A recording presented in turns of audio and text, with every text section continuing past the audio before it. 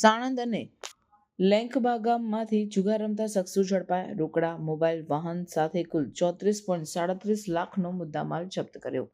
અમદાવાદના સાણંદ અને લેખંબા ગામ વિસ્તારમાં પોલીસે જુગાર રમતા કેટલાક શખ્સોને ઝડપી લીધા છે.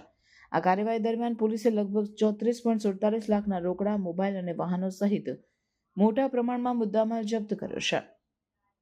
આ કાર્યવાહી અશક્ય જુગાર રોકવા અને આ વિસ્તારોમાં શાંતિ અને કાયદા રચનાને જાળવવા માટે કરવામાં આવે છે. છાપામારી બાદ પોલીસે ફરિયાદ નોંધાવી અને આગળની તપાસ શરૂ કરી છે.